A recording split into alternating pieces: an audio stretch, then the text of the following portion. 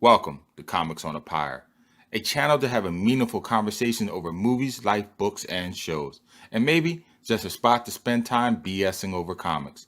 If you like your entertainment with a bit of substance, then you, my vagabond friend, have come to the right tavern. Tether your horse by the post and come right on in and warm yourself by the fire.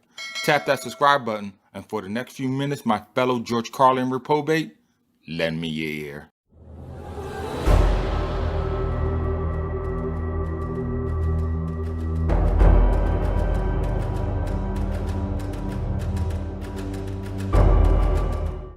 X-Men, issue number 1, published in September 1963. Wow, what a seminal issue this comic is. The mark of a new era in the comic industry. Stan Lee often said that he was just running out of ideas for creation stories. Gamma bombs, exposures to comic rays, radioactive spider bite. Stan states that it was just through sheer laziness that the X-Men were born with their powers. They were mutants, and hence was born also the term Homo superior, though that was only used by Magneto himself. This single issue is interesting for beyond just introducing new characters, but for also introducing a new idea in the comic industry. Xavier states, not all mutants want to help mankind. Some hate the human race and wish to destroy it. Some feel that the mutants should be the real rulers of Earth. It is our job to protect mankind from evil mutants. Right away, I had a problem with this statement, right when I read it. But I think it was because I have been reading the current X-Men issues, with the theme of Magneto being Malcolm X and Charles Xavier being Dr. Martin Luther King already firmly established in the comic culture. But maybe it is that Professor X calls mutants evil, with him being one of them. Charles, being a psychic, should know that no one is just born evil, unless we are talking about psychos and sociopaths. Most people/mutants do things for a reason, with a lot of it being what happened to them as a child. Now, before people start calling me a bleeding heart, I would say that just because wrong things happen to you as a child, it doesn't give you license to inflict pain on other people you meet later on in life. Part of growing up means taking the bad experiences and channeling them into beneficial ways, taking a travesty and turning it into triumph, if you will. Now, with Xavier's powers, he must have knew Magneto's backstory. That is why I was shocked when he called him the first of evil mutants, especially since in earlier panels he tells Jean of his struggles to come out to the human race, a definite reference to homosexuality's coming out of the closet, stating when he was young, normal people feared him, distrusted him, and it was then that he knew that the human race was not ready to accept those with extra powers, hence him making this school for several reasons. One, not only to train fellow mutants so that they may fully realize their potential, but also to create a safe haven for those who would potentially harm them, including their fellow mutants. As we know today, gays, transgenders, and for that matter, anyone who feels as though that they don't fit in because of anything that outs them, sometimes choose suicide over a life of constant degradation and teasing. Being with others like themselves shows them that they are not alone, and creates a society in which each garners support and strength for each other. After all, that is what the Morlocks did. But these group of mutants, as you will see in future X-Men history, is for another story. Most comic creators would have been happy with just one character that not only stood the test of time, but left a distinguishing mark on the comic industry. But in this one single issue, you have a plethora of iconic characters. So without further ado, let's count them down in no uncertain order. Right from the opening page, we have Warren Worthington III, also known as Angel. With feathery wings, he is able to gain the ability of flight. In the early stages of his career, he seems rather harmless, but after Apocalypse gets his hold on him, he becomes one of the X-Men's most deadliest members. Next, we would go with Hank McCoy, codenamed Beast, because of his physical appearance and nimble dexterity. But he is so much more than that. He is a philosopher, a humanitarian, and to the X-Men's boon, a brilliant scientist. A profession that will come in handy many times throughout his stay at the X-Mansion. He too will go under many changes throughout his career as an X-Men, first gaining fur and then changing that fur's color many times.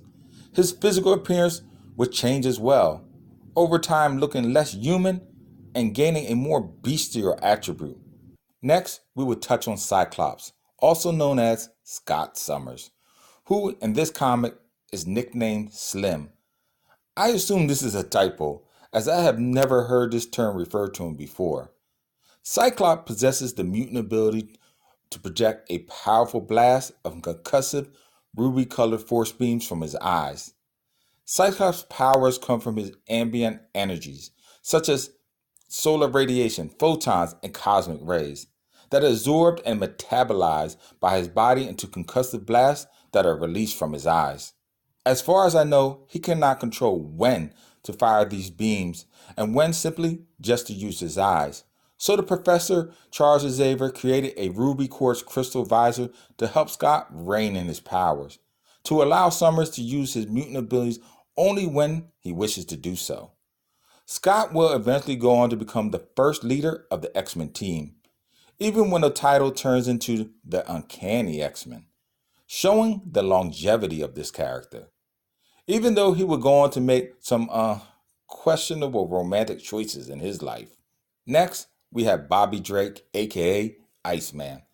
Though what exactly he's doing in this picture, I don't know. It looks like he's giving Charles Xavier a pole dance show, which is really awkward, seeming as though he is only a boy so far in Xavier's school. But that, as we will see, will change shortly as well. Though Bobby Drake is called Iceman, in this issue I would say is more like Snowboy, is more an accurate moniker. One, because of his body's composition, and two, because he admits himself in this issue that he is the youngest X-Men in the group. He too, like Beast and Angel, will go through a substantial change in his appearance, gaining a more crystal-like corporal form to better suit his namesake. And last but not least, on this first page, we have Charles Xavier himself, better known to mostly simply as Professor X. Now, here is an interesting fact.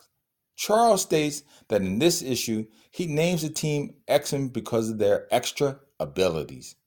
I always thought that the X-Men were named after him, the X representing his name, stating that they were his team.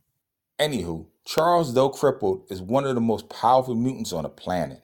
He is known as an alpha level mutant, in fact, and is said to possess the world's most powerful brain in existence, to be the world's greatest telepath, possessing vast psionic powers. Many interesting things are revealed about him in this issue. One, we learn later in future issues that Charles was not always crippled throughout his life, though in this comic he states that a childhood accident caused his lameness. And two other things. Charles believes that he is possibly the world's first mutant to exist in the Marvel Universe. I would assume at this time he has never even heard of Apocalypse. And in fact, Apocalypse wasn't even created till years later. But he should have been aware of Namor the Submariner. As far as I know, Namor is considered Marvel's first mutant, being alive since before the Marvel Universe even existed in the golden age of comics. I would chalk this up as a mistake by Charles, not having Cerebral then, a powerful helmet that amplifies Charles' natural abilities to find mutants across the world. And for the last original X-Men, or should I say X-Woman, is Marvel Girl, aka Jean Grey. She is also one of the world's most powerful telepaths, telekinesis, and anything else that has the word tele in it. To state that she would go through changes in the X-Men's career is a bit of an understatement. Her transformation will be at the epicenter of one of the X-Men's most lasting and endearing stories told ever. Placed right up there next to the X-Men Days of Future Past and X-Men God Loves, Man Kills. All three I shall mention was written by the great Chris Claremont, I'll have you know. He is considered by many, even though he didn't create the X-Men, to have shaped them into the members that we all know and love today. There are two other things I would like to mention about this issue before I get into my favorite things about the comic. One, it marks the first appearance of Charles Xavier's school for the gifted young mutants, and even has a few panels displaying the Danger Room, a semi-holographic obstacle course room in which the X-Men can hone their unique skills. And now for my favorite reason to read this issue. It is the first appearance of my favorite mutant slash monikered bad guy, Magneto, the master of magnetism. When I started reading about this guy, I automatically loved him. Yeah, that's right, by any means necessary.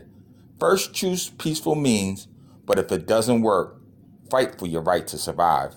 No animal on this planet would turn the other cheek if you were threatening its life or the life of its children. To label Magneto as a bad guy seems to me to be a bit of a misnomer. But I guess it depends on what position you stand on in his life and that's what you would call him. As they say, one man's terrorist is another man's freedom fighter. Well, I guess that's enough for this episode. If you like the sound of my voice, and by all means, check out my comic book YouTube channel, Comics on the Pyre, to watch other videos like it. While there, make sure to tap on that bell icon to be notified when the next video drops. Until then, though, as always, keep reading, my friends.